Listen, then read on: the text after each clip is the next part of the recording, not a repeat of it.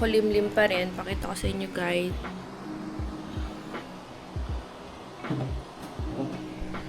So, makulimlim pa rin. And we are going for some errands. Hatid lang namin yung laundry sa Arca. And iwan na namin itong mga pangit. Sky, ikaw na bala dito ha.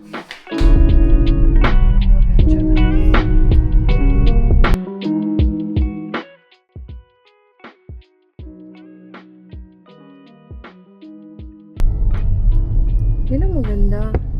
Yung gulay. Ay, ayun na yung gulay. Ay, ayun. Ganda.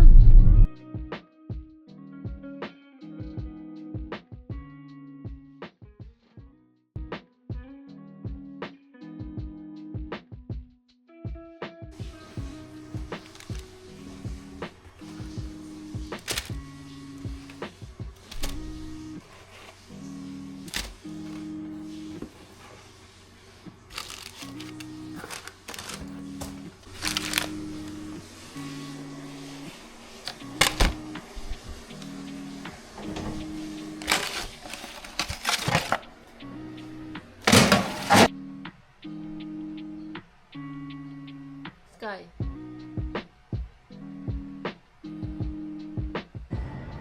So guys, ngayon it's parang 7:58 and we're now just going to walk.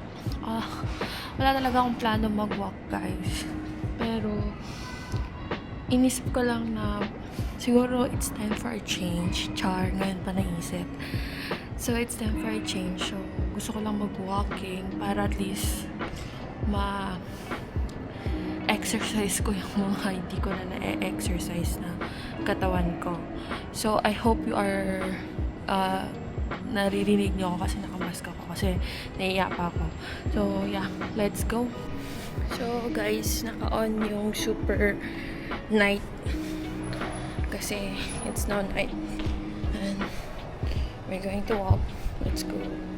So, and also guys, isa din sa purpose pala natin na why we went outside today is to test the super night video mode ng DJI Action 5 Pro. So, nakikita ko naman dito, super ganda. So, let's test the stabilization guys. Naka-rock steady wide yung settings ko. So, maalog-alog ako ngayon. Let's see kung maganda yung stabilization.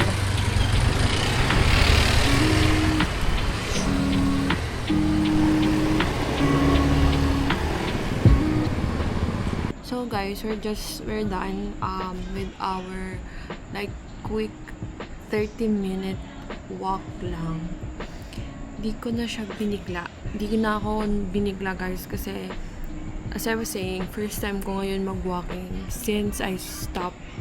So parang ayoko siya biglain kasi nga baka sumakit katawan ko and gusto ko pa naman magtuloy-tuloy yung walking na to. And yun lang. As I was saying kanina, parang yung vlogging, nahihiya talaga kasi ako. Kaya kumuha ako ng camera na DJI Action 5 Pro kasi parang anxiety ko na yan pagka nasa labas ako na nag-vlog, which is I want to do it naman talaga. Pero yun nga, nahihiya lang ako and ang nangyayari, parang hindi ko na siya nagagawa. Pero pagka sa ibang bansa guys, grabe.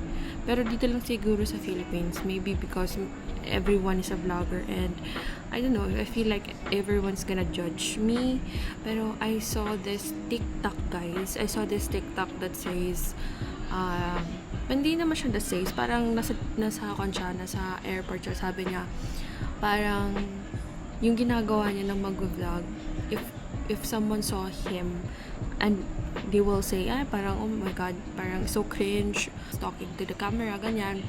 Pero sabi niya, come to think of it, after like 10 minutes, makakalimutan na nila din ako or they will forget about me. So parang it's not them, it's you, it's your own story.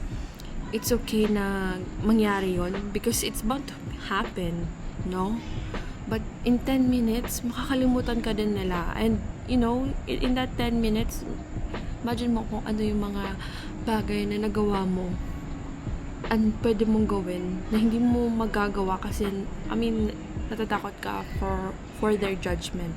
So, yun lang. Just a quick advice that I got that will surely help with me with this journey to daily vlogging. So, yun lang, guys. And thank you for watching. Napaka-ikli na 30-minute walk. So, thank you for watching, guys. And I'll see you on the next one. Bye! See you tomorrow!